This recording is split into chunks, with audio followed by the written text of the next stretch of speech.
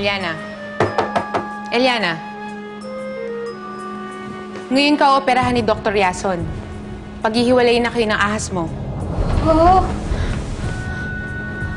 Bakit niya mo kayo maghiwalayin? Ayaw mo ba nun? Magmumukha ka ng normal. Mawawala na yung ahas na nakadikit dyan sa likod mo. Huwag mo, di kayo tayo ko. Huwag niyo kayo maghiwalayin. Sige na, kunin niyo na siya. Ayoko po. Matigil. Ayoko. Tulungan niyo po. Tigil. Ano gagawin niyo sa akin? Sige na, baka kami papapagaling na. Sige, buhatin mo.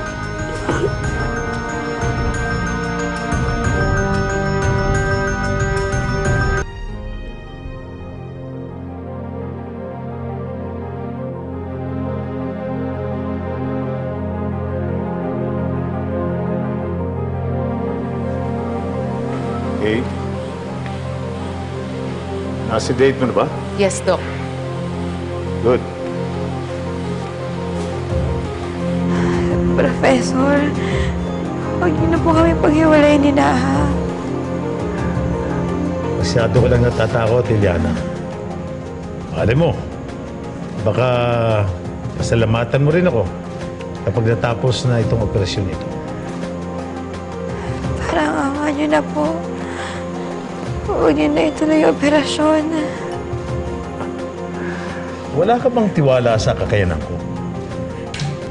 Eliana, hindi mo alam, I'm one of the best scientists in the country now. At malapit na rin akong bigyan ng parangal bilang the best doctor sa field of snake venom therapy. Sure, nothing will happen.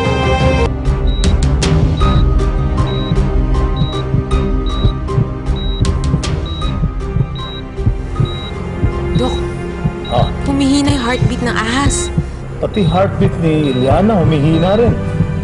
Bumababa.